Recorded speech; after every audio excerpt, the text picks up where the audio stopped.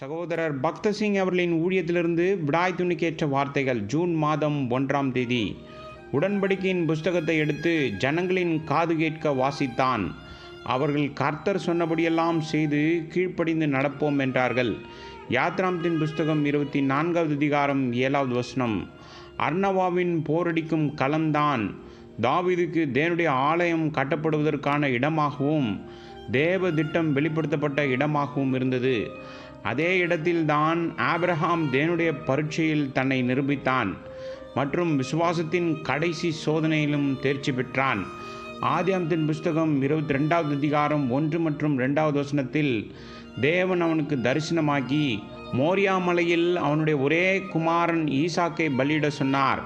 தேவனை கேள்வி கேட்காமல் ஆபிரகாம் ஈசாக்கை எடுத்து பலிபீடத்தின் மேல் அவனை கிடத்தி தன் குமாரனை கொன்றாலும் கர்த்தரால் அவனை எழுப்ப முடியும் என்று நம்பி அவனை பலியிட ஆயத்தமானான். இப்படிப்பட்ட விசுவாசத்தோடு தேவனுடைய வார்த்தையை அல்லது அவருடைய வழிகளை சந்தேகிக்காமல் அல்லது கேள்வி கேட்காமல் நாமும் தேவனுடைய வீட்டில் நம்முடைய பங்கை பெறலாம். தேவன் என்ன சொன்னாலும் அவருக்கு கீழ்ப்படிந்து விசுவாசியுங்கள். அவர் தவறு செய்ய மாட்டார். சில சமயங்களில் தேவனை விட நமக்கு நன்றாக தெரியும் என்று பேதுருவை போல் வாதிட நாம் ஆரம்பிக்கின்றோம். அப்போஸ்தலர் நடபடிகள் புஸ்தகம் 10வது அதிகாரம் 9லிருந்து 16வது வசனம் வரை தேவன் பேதுருவிடம் 3 முறை பேசினார். பேதுரு அப்படியல்ல ஆண்டவரே என்று சொன்னான். கர்த்தர் யாரையும் தவறு செய்ய கேட்பதில்லை. ஆனால் பேதுரு அவருக்கு கீழ்ப்படிய மறுத்து முழு மனதுடன் வாதிட்டான். கர்த்தர் நம்மிடையே செய்யும் கிரியைகளை கேள்விக்குறியாக்குவதன் மூலம் நாம் அவரை எவ்வளவாக துக்கப்படுத்துகிறோம் என்பதை நாம் உணரவில்லை.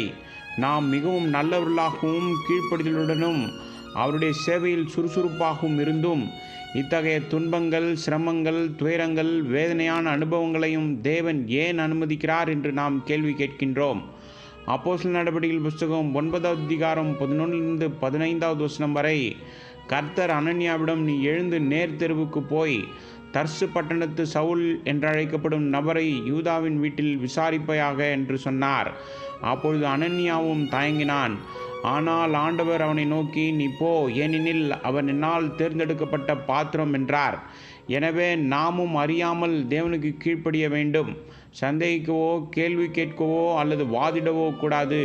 நம்முடைய ஞானம் தேவனிடத்தில் மதியினம். ஆகவே அவருடைய வீட்டிற்கான தேவ நோக்கத்தின் வெளிப்பாட்டை நாம் பெற வேண்டும்.